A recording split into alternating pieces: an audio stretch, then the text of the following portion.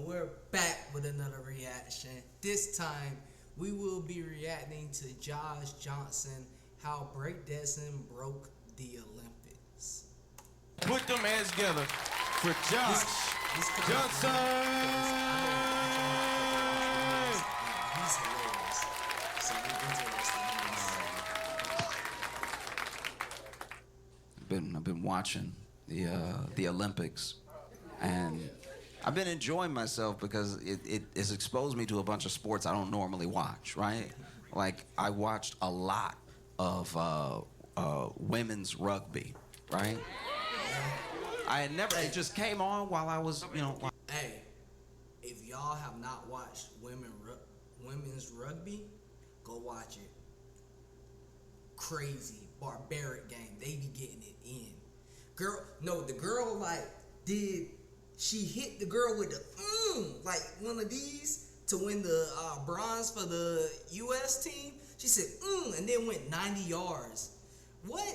If you saw that in football, you would be like, what? Bruh, crazy. Well, I was sitting there, and then I was like, oh, I'll give it a shot. Now, I don't really know the rules to rugby, right? All I know is if you get tackled, you're supposed to throw the ball, like, back when you pass it so then they can try to get further than you got and everything. And there was this one woman who was running with the ball, and a woman from another team went to tackle her, right? And rather than falling, like gravity would dictate, she just picked up the woman tackling her and ran with her and the ball.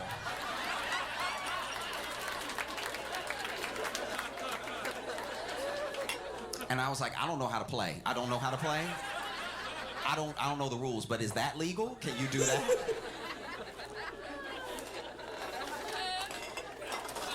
No.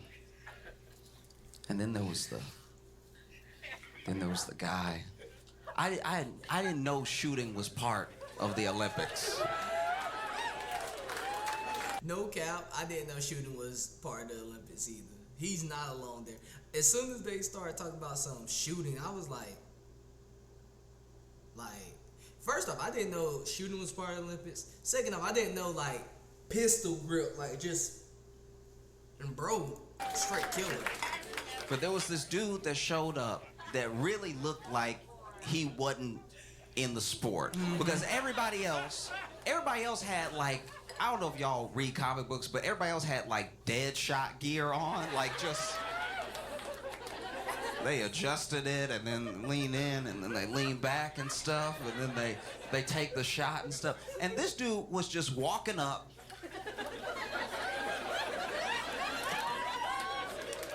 No expression. Boom, boom. Silver medal.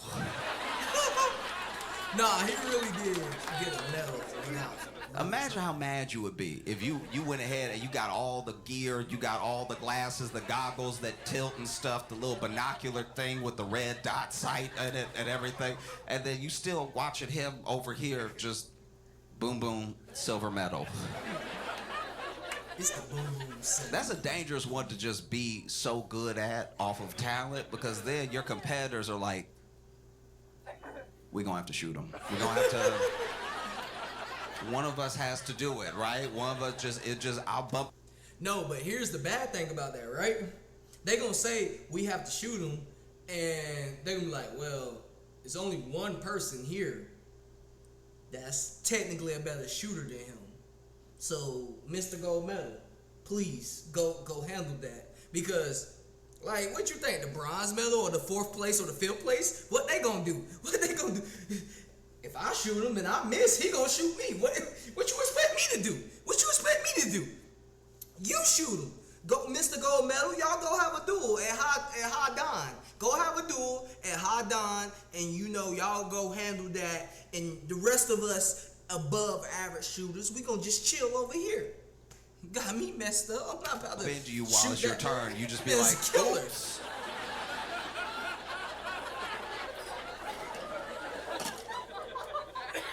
End up missing. Pow! He go crazy. And then you had you had Team USA in the men's basketball winning gold today. Just. And stuff we trust. through and through. You had LeBron and Curry just serving up moments, right? Just little leans back, boom, draining it, everything, killing it like we're supposed to. Because basketball, that's our thing. Yeah. We should be killing them. In basketball, I don't even want the games to be close. It's exciting when they're close because then you pull it out and then you're like, yeah, I was so annoying. I was a real, like, an American as a stereotype when Team USA men's basketball was playing. I was like, yeah, get up. Yeah, like I'm on the team. Like I'm one of the coaches. Just, get up. But because we did so well in the men's basketball, it makes it even more perplexing that we did so poorly in the men's 3-on-3 basketball. Yeah, that's what I was about to say. First off, Melo was there. Probably I'm gonna be honest.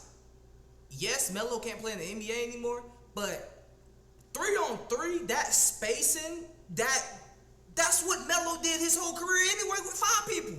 He legit sat at the top of the key. He would get the ball, he would look left, look right, say, you go corner, wing, wing, and I'm going to do what I'm going to do. Y'all get the hell out of my way. So why didn't he just suit up? Matter of fact, get your son to play with him. Both of y'all. That's 2 players, and them 2 could play and chose me to be on the team, and they would have won. Oh, how? How did, there's so much talent. The literal NBA is here. Thank you. I understand everybody can't be on Team USA, and I don't know if it's a pride thing, like maybe you just don't want to be on the 3-on-3 if you're not in like the proper Team USA. But that's that's half court. You just run back and forth. That's an easier path to a gold medal, and they just didn't want it. There's not an NBA player on the team, to my knowledge. It's just 3 dudes that I think are my age. Like just. 3 dudes just balling. That shouldn't even be allowed.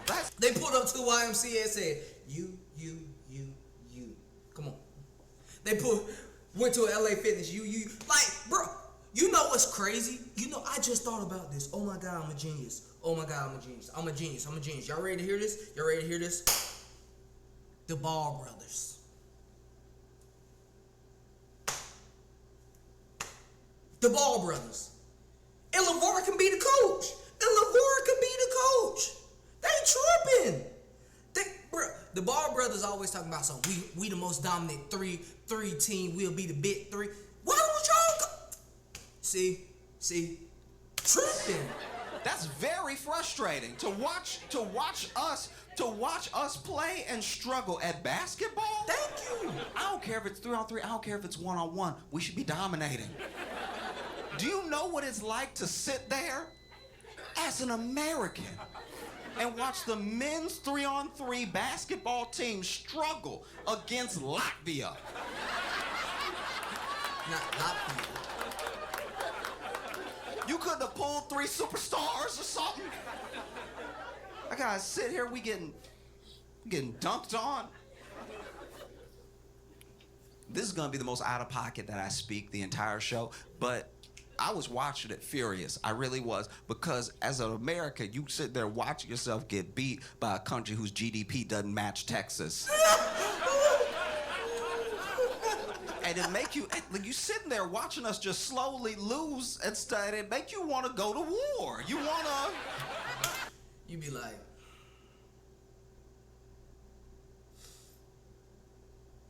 All right, y'all be listening 3-on-3. Come on. Send the troops. Send them.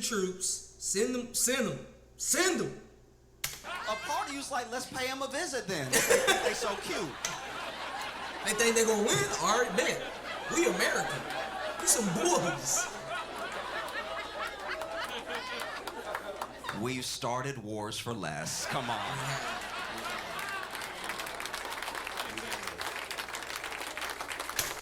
We started a war one time because we didn't like... We started a war not because the people didn't do what we wanted them to do, but because they didn't do what we wanted them to do fast enough. Ever heard of it's a pre-American war technically, but it was the colonies versus the Native Americans. And it was because we told Native Americans, pack your stuff up and Get the moving. And they said, okay, give us a couple of years because, you know, we're on feet, we don't have carriages. And America said, y'all not going fast enough. Britain, send the army. And move them, aka Trail of Tears. Learn your history. Learn your history. Don't worry, we didn't put it in the history book. Oh no, it's in the history book. Oh, no, I'm just saying. Like, this is my thing. Even when a game is over, whether you're watching an NBA game, an NCAA game, or just, you know, like some footage from a documentary where, you know, they're doing some exhibition game or something. When you go up to a professional basketball player, you go up to these professional athletes, and you see these sports journalists run up to them with the mic. How do you feel like the game went? And they put the mic in their face, and then they're just standing there sweating because they just got done playing the game, but they're like, we did some passing, and we did a little bit of shooting. We should have done more shooting than passing, but we did as much. They always sound like they're failing a pop quiz about basketball when they get asked the questions about the game they just had. You were there. Why are you honored? Short-term memory loss. And then, you know, we plan to do a little bit more dribbling next time, and then we're gonna dribble, and then we're gonna pass, and then we'll shoot, and we'll get more of those in next time, and then that will result in more points, and then we will have more points than the other team when we get done. So the result today won't be the result tomorrow, right? And that's all well and good because they're standing there, and even though they're pouring sweat and they're breathing hard, they're standing up straight, you know, and they just got done playing at the highest level, okay? What I don't like is things like what I might even be wrong. Maybe this isn't the interview I saw, but I could have sworn that after one of the members of the team on 3-on-3 was asked some questions after, and in my opinion, I know I'm not playing and he is, but he looked a little too tired for my liking, right? I'm not gonna let you be tired and lose, right? Like that's unacceptable, you know what I mean? Like he up there getting interviewed looking like me, like just like,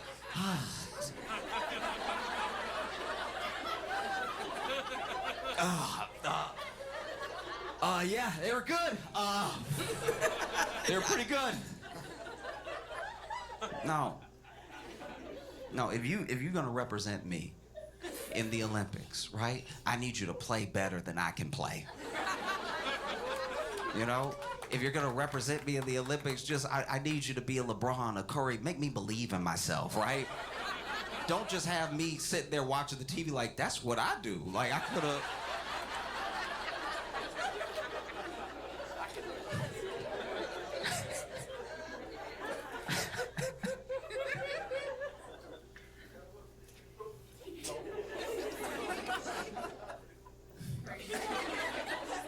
They had breakdancing for the first time ever.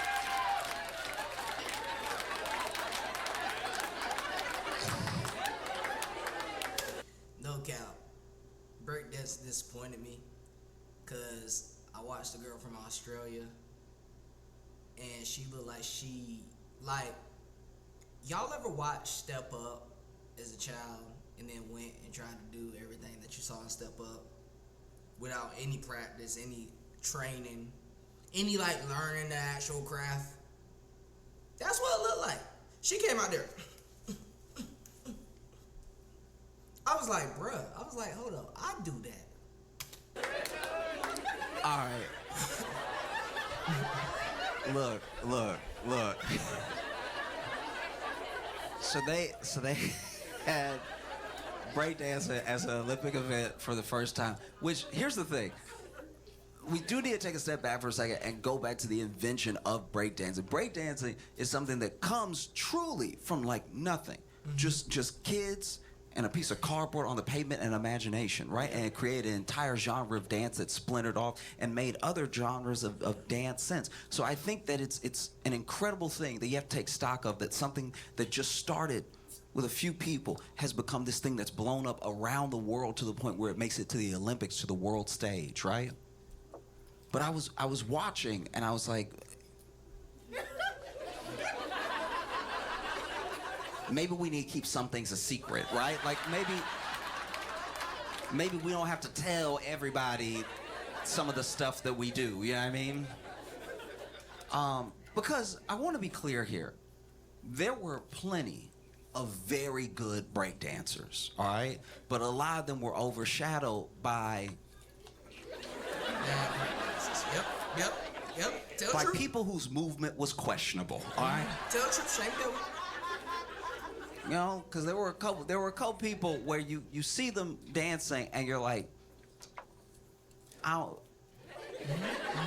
to call it a routine feels like you planned this, and I don't think you did. I think you're making it up as you go. I think that you woke up and you were like, oh, today? Like, I think that's the way you dancing right now. It's not the dance of someone who prepared. Like,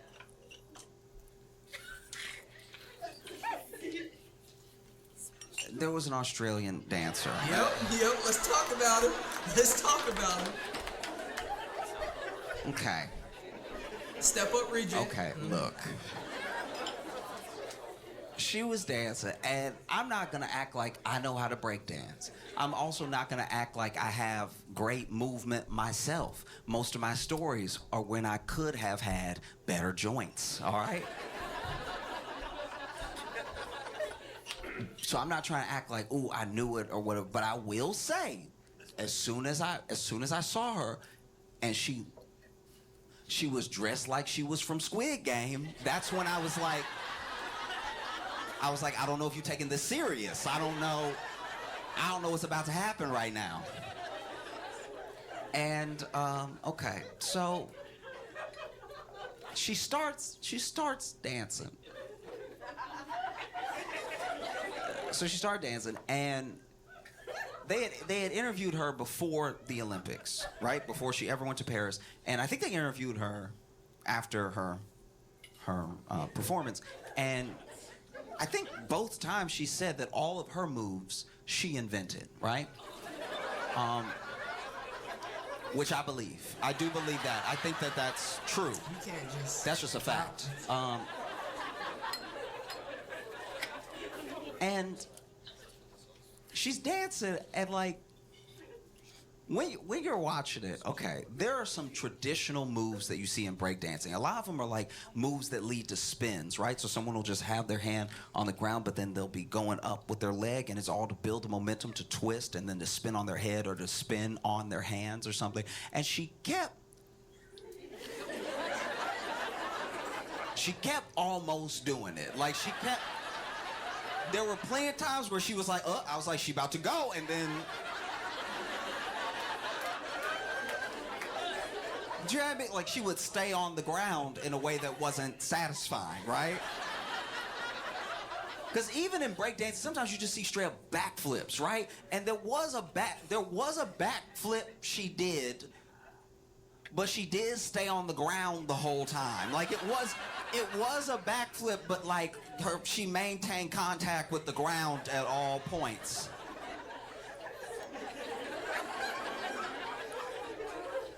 And as I was watching it, I'm like, look, I'm also coming to this as someone who's watched a lot of breakdancing but doesn't know what the rules are for the Olympics. Maybe you're just supposed to hit poses, and she's hitting the poses and she's racking up poses. I have no idea. So I'm watching, and I'm watching for the judges. I'm watching for the crowd, right? And there was one dude that I like really zeroed in on. It was a black dude with some dreads, and he was doing the thing that as black people we do, right? When someone is doing their best, and when someone is like trying to participate, right? I don't care where you are. We give people a chance. We really do. Whether it's somebody who's trying to rap real quick, whether it's somebody beatboxing, somebody dancing, as black people, you can see it in videos around the world. We always give 2 free nods, right? We always give 2 free initial nods because you're getting into it. We don't know what you're about to do. You might surprise us, right? So there's 2 free nods that everybody gets, no matter who you are. And there was a guy in the background when she started, and she was really doing the, you know what I mean? Like she looked like she was about to get ready, right? And there was a black dude in the background that was like,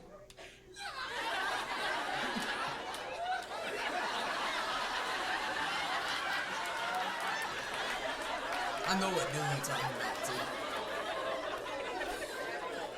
No count. That dude single-handedly hold her whole performance. Cause people was trying to take it serious. People was like, and him being like centered, cause he was like centered in the crowd. He's sitting there, and like he covered up his mouth, and as black people, when we cover up our mouths, it's one of two things. We're either about to say something that we shouldn't be saying, we have no business saying, or we're about to bust out laughing. And you could tell he was just like, and his eyes squint. I was like, he's busting out laughing. He's laughing. He owns it. You know, because that third nod, you gotta be careful. That third nod is a cosign, right? Yeah. Like that That's third nod means I love what I'm with it. seeing, Yeah. right? And he pulled out just before.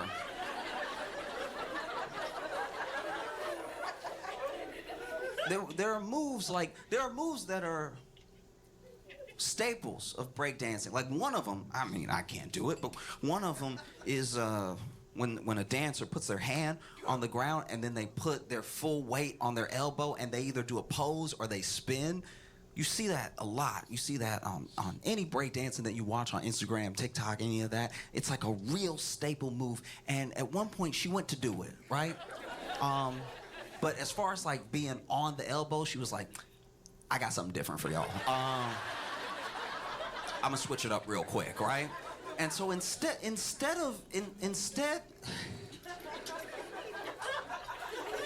of posting up on her elbow, she just kind of laid on it, right?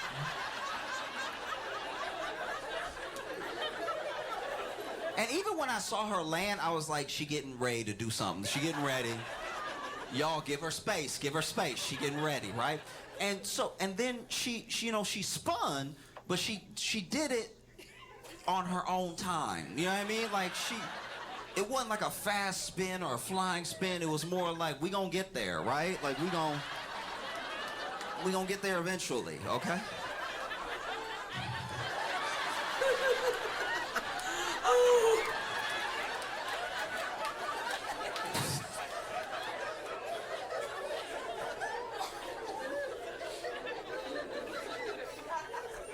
I was truly taken aback. I was like, what is happening, you know? Because as a country, you have to pick a representative, right? You can't just be like, hey, as far as I'll go. I'll take the flight. There was a competition, and you have to qualify to make it to the Olympics, which made me wonder. How does she get in?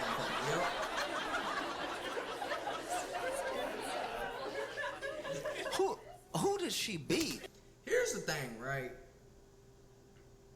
You know who I feel like this really hurts the most? Isaiah Thomas. Because he met the criteria. Darn it. He met the criteria. He should have been allowed to go to the Olympics. But she didn't meet the criteria. She did not. Okay? She did not.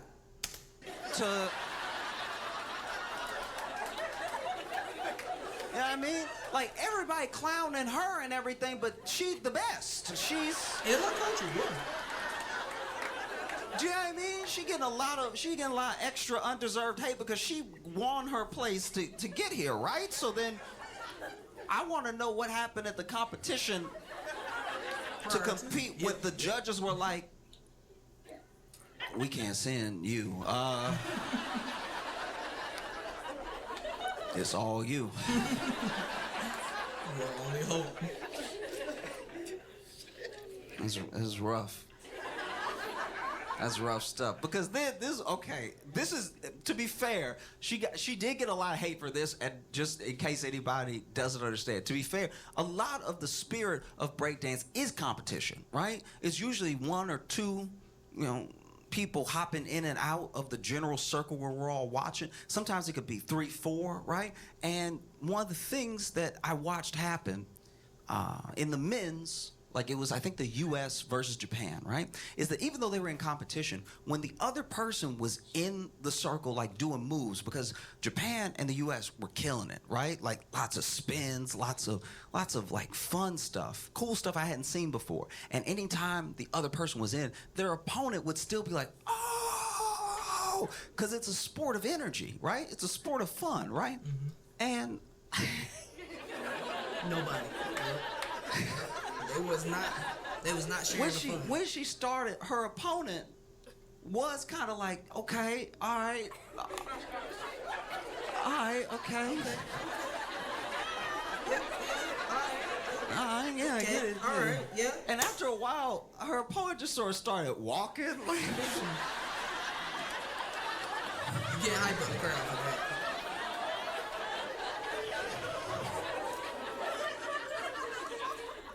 You know, and then when she wasn't, this was kind of wild. It is part of it, so like, you can't hate on her for it because it's a thing that happens when people are breakdancing, compete against each other. But then her opponent was in there doing real moves.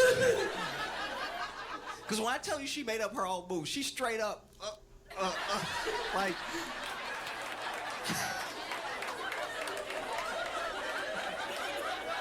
I've never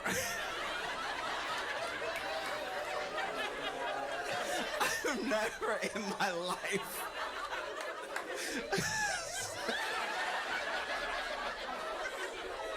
she did the opposite of a Michael Jackson. She did.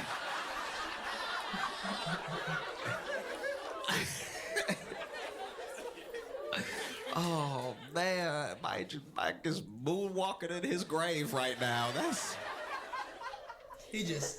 Mike just sitting there in his grave. But while her opponent was in there, you know, doing the real moves, she was walking back and forth and was going.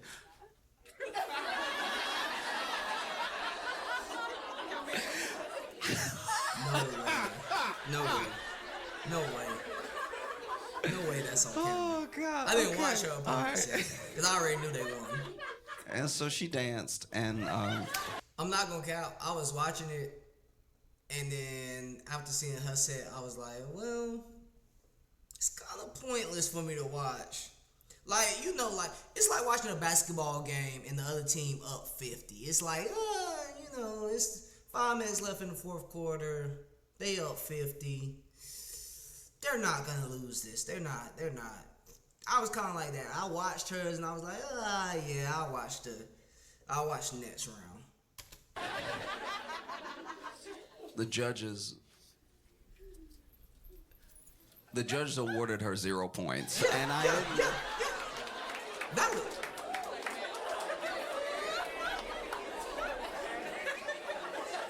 I didn't know that was possible. I didn't know. I thought you got at least a point for limbs, like participation.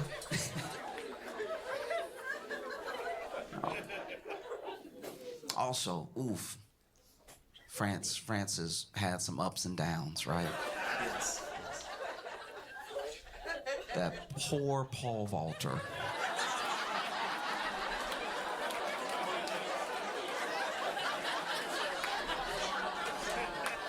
If you didn't see it, okay, basically, pole vaulting is a sport where you run up with a stick and then you put it into, like, what I'm assuming is the vault, right? And you stick it in there and then you keep going even though it's stuck in there and it bends, and then you ride it up the top and it lifts you. It looks like it shouldn't work. Every time I've watched pole vaulting, I'm like, how do they not snap off and fly off into another direction?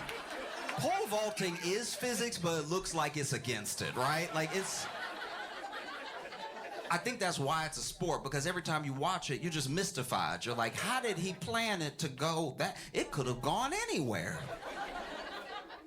And so, you know, you stick it in, and you bend and you fly up, and then there's a stick that you try to get over. And so you throw your body over the stick, and then you land and somehow live, right? Because that's the other thing about pole vaulting that I don't understand is how no one dies every time, right? And so anyway, there's a French pole vaulter that was running with the stick, stuck it in, just went backwards, and he's lifting up. And then when he gets about parallel with the bar, we notice on camera a different stick, right? Because there's always supposed to be two sticks. There's always the stick you gotta get over, and then you stick the use to get over. But there was a third stick at play that nobody could have foreseen, right? Because I don't know if this has ever happened in the history of people running up with a stick and sticking it in the thing and then going over. But he gets about level, and then, you know, if you knock over the stick, you're disqualified from that heat, right? Not that you can't go again. I just mean like you didn't do it. If you knock over the pole you're supposed to get over.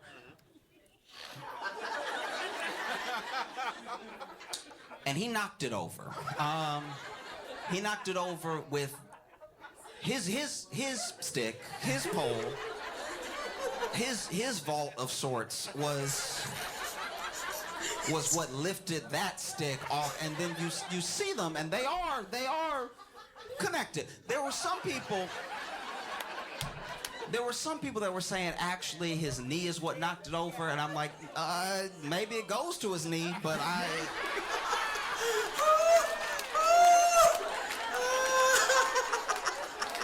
saw what I saw. I saw what I saw.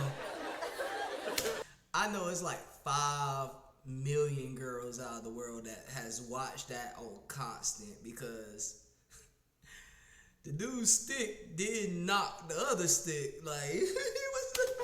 And so, you know, he didn't win a medal. He won something else. The attention of all. But he won something else. Yep.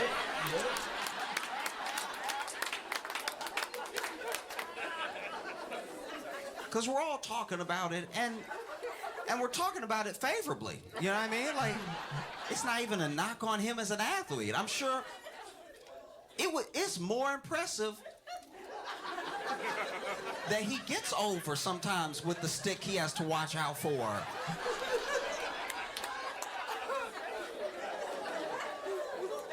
He did his best, and he did not come up short, all right? No. And I know he wanted the medal, but he got something even greater. He got everybody knowing that he had a big penis without him saying it. You know what I mean? Like, that's true. That's facts. When you're a man, I know they chased him throughout the village. It was like, and you one of the top athletes in the world. Come here. Them, you know, them Olympic athletes, they be looking to find someone else that they could pass their genes down with. Yeah. Man, and you have a big penis, it's something you got to keep secret that you just want to tell everybody. You know what I mean? You just want to let the people know, right? I'm surprised more men don't just go, oops. Oops. I can't believe what just happened. Oh no, I knocked over a glass of water. How did I do it?